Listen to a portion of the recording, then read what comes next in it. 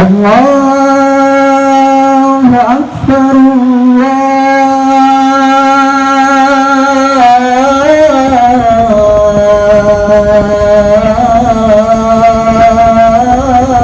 Allahu Akbar.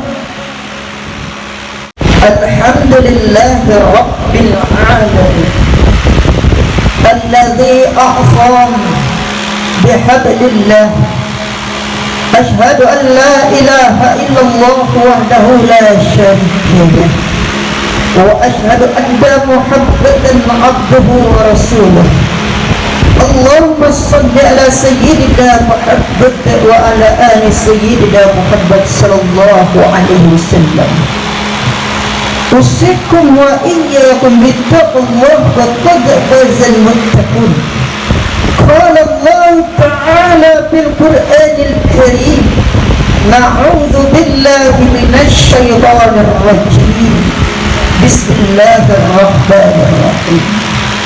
Wal 'asr innal insana lafi khusr illa allazina amanu wa amilus salihati wa tawasaw bil haqq wa tawasaw bis sabr. Sadaqallahul alim. Kaum muslimin jemaah Jumat rahimakumullah, pertama kali marilah kita ucapkan puji syukur kepada Allah karena Allah masih anugerahkan nikmat hidup kepada kita sehingga kita dapat menjalankan amanah Allah, titipan Allah, jasad dan ruh yang bisa kita manfaatkan sampai saat sekarang ini, sehingga kita bisa mengayunkan tangan, melangkahkan kaki guna bertemu dengan Allah. Hati kita menghadapkan hati, jiwa, pemikiran kita berbuat untuk Allah, menjadi abdan syakur, hamba yang tahu berterima kasih atas karunia Allah itu. Kita bersyukur, alhamdulillahirabbil alamin. Salawat beserta salam mari kita kirimkan buat Nabi Muhammad sallallahu alaihi wasallam dengan ucapan Allahumma shalli ala sayyidina Muhammad wa ala ali sayyidina Muhammad sallallahu alaihi wasallam. Kaum muslimin jemaah Jumat rahimakumullah, sebelum khatib memberi judul khutbah dan menguraikannya, izinkanlah khatib terlebih dahulu berwasiat, marilah kita bertakwa kepada Allah dalam artian sebenar-benar takwa, menjalankan perintahnya dan menjauhi segala larangan. Pada kesempatan ini izinkanlah khatib memberi judul khutbah, yaitu dalam rangka menyambut 17 Agustus merayakan Hari Kemerdekaan Republik Indonesia. Izinkanlah agar kita manusia tidak lupa rasa syukur kepada Allah, agar tidak lupa 17 rakaat karena mengikuti perayaan hari ulang tahun Republik Indonesia. Kadang-kadang kita lupa dengan seruan Allah, al-khawfu minal jalil, takut dengan kekuasaan Allah, lebih segan kepada panggilan organ, lebih segan kepada panggilan musik-musikan, sehingga kita lupa sholat panggilan Allah. Muslimin jemaah Jumat rahimakumullah, para pahlawan baik para rasul kita mengajarkan kita hubbul watan minal iman, cinta tanah air sebagian dari iman. Orang yang cinta tanah air itu adalah bersyukur kepada anugerah Allah berikan kepada kita. Kenapa? Karena di Palestina yang kita lihat, miris kita melihat bagaimana tidak anak Palestina tidak bisa melaksanakan sholat ibadah pas mengucapkan takbir Allahu Akbar, meletus di Palestina di masjid pas melaksanakan ibadah sedang tidur nyenyak, bom meletus. Nah, inilah keadaan tanah air kita dahulu. Para pahlawan kita memperjuangkan kemerdekaan kita adalah dengan 17 rakaat, dengan rasa syukur kepada Allah. Maka muncullah dengan undang-undang dasar itu atas berkat rahmat Allah. Nah, nilai yang berkat atas rahmat Allah ini adalah kunci utama kita menjaga bangsa dan tanah air daripada bom yang diletuskan oleh Allah karena durhakanya manusia menyambut perayaan Hari Kemerdekaan Republik Indonesia.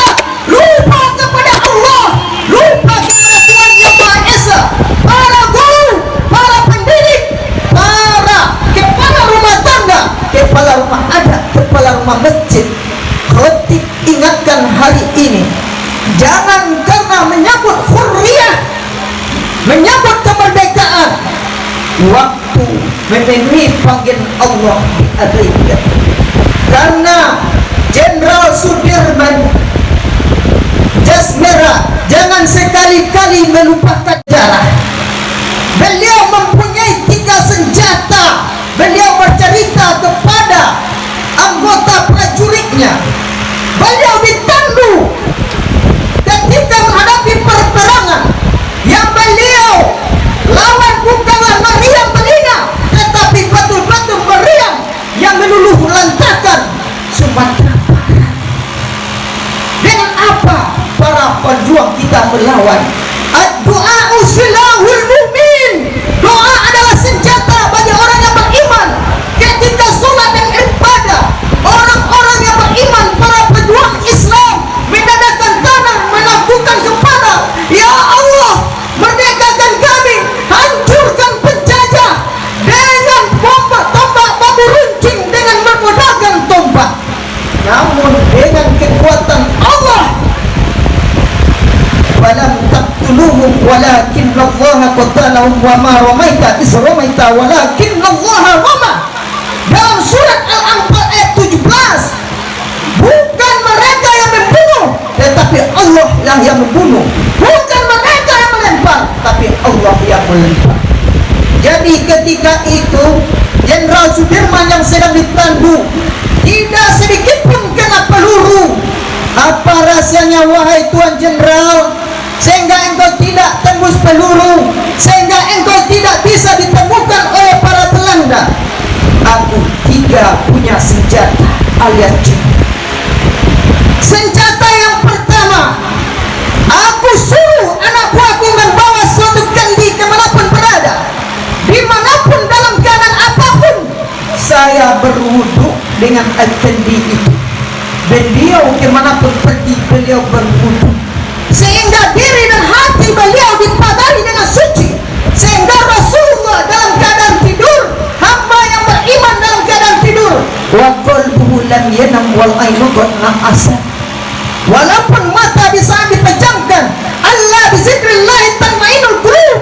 Ketahuilah dengan mengingat Allah, dengan berzikir, hatinya akan tenang. Tidak seekor nyamuk pun hinggap di dalam jasad Rasul. Segala kemungkaran, kejahatan yang kasar dan yang halus, serta dari serangan yang akan menyerang tubuh manusia. Nah, inilah senjata yang pertama dipakai oleh Jenderal Sudirman.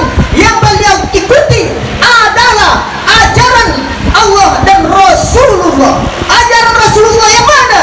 Beliau kemanapun berwudu, Rasulullah berwudu. Ini yang beliau amalkan, sehingga bertemu dalam surat Al-Baqarah ayat 17 itu, matalum kamathalil ladzi istawqada an-nar falamma adha'at ma haula zahaballahu binurin. Seumpama seperti semisal orang yang menyalakan akan api, maka tak kala bercahaya api itu sekelilingnya, zahaballahu binurin, Allah pergikan mereka dengan cahaya tersebut. Allah pergikan Jenderal dengan cahaya Allah, berlakunya taat kepada Allah, dengan cahaya Muhammad, berlakunya patuh pada ajaran Nabi Muhammad, sehingga Allah lindungi dengan ayat tersebut. Yang kedua, senjata Jenderal Sudirman yang beliau tiru dari Rasulullah, dia adalah memenuhi panggilan Allah terlebih dahulu daripada panggilan yang lain. Jadi surat Al-Baqarah ayat 43, wa aqimus salat warka'u ma'ar raki'in. Dirikan salat, bayarkan zakat, rukuklah kamu beserta orang yang rukuk. Apabila kata kemenangan hayya 'alal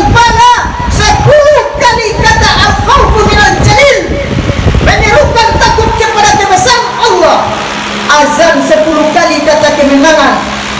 Komat 55 kali kata kemenangan, 15 kali Allah rindu kepada manusia. Tunjukkan kerinduan kita.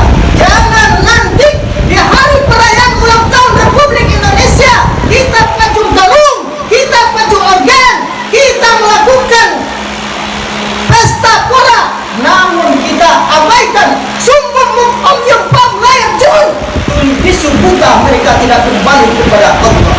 Wa akhrajal ardu asfalaha, bumi memudahkan isinya karena berat menanggung beban dosa manusia. Iza lam tastari fasna masita, kamu tak punya malu, perbuatlah segenap hatimu. Jasad siapa yang kamu bawa berjalan, anggota tubuh siapa yang kamu bawa kemana ke sini, adalah Allah yang punya. La tata'arradu syai'un illa biiznillah, tidak sesuatu pun yang bisa bergerak kecuali dengan izin Allah. Jadi di saat ini khatib mengingatkan, andaikan nanti kita semua yang ada di sini mendengar undangan Allah berupa kata kemenangan, karena dalam surat An-Naba ayat 31, inna lil muttaqina mafaza, bahwa sesungguhnya orang-orang yang bertakwa itu adalah kemenangan surga bagi Allah. Inilah orang-orang yang betul merdeka. Allah berikan kemerdekaan di dunia dan di akhirat nanti, adalah orang yang memilih panggilan Allah yang pertama daripada panggilan yang lain.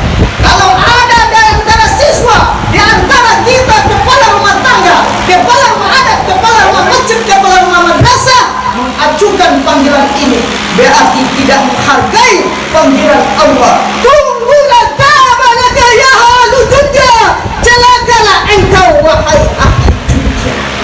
Oleh karena itu, sebelum kita masuk ke dalam pintu desa pecacingan, selamatkan diri, hiduplah bertongkat budi, mati bertongkat adil. Kaum muslimin jemaah Jumat rahimahullah. Yang ketiga, yang dipakai senjata oleh Jenderal Sudirman dalam menghadapi peperangan tersebut, beliau adalah selalu berzikir dan mengingat Allah dan meningkatkan silaturahim ke kanan dan ke kiri. Nah, tiga ini tolong dijaga untuk menjaga kemerdekaan negeri ini dengan baik, agar terjauh dari musibah. Betul-betul hubbul watan minal iman, cinta tanah air itu terserap di dalam diri kita. Cinta tanah air berarti kita mempertahankan, menghargai, meneruskan perjuangan para pahlawan kita dengan melalui berjihad di jalan Allah, berjihad di jalan Rasulullah untuk mencari kebahagiaan selamatan di dunia dan di akhirat. Nah, inilah tiga senjata untuk yang perlu kita pertahankan. 17 Agustus pertahankan dengan 17 rakaat sholat subuh, zuhur, asar, maghrib, isya sebanyak 17 rakaat. Barulah diri kamu dengan 5 rakaat sebelum dibalut oleh tali kain kafan yang 5 Islam, isya, subuh, lohor, asar, dan maghrib. Mudah-mudahan khutbah yang singkat, pesan dari sejarah, pesan dari mempertahankan 17 Agustus dengan 17 rakaat ini agar terjaga negeri ini dari malapetaka dapat kita resapi dan kita amalkan. Amin ya rabbal alamin.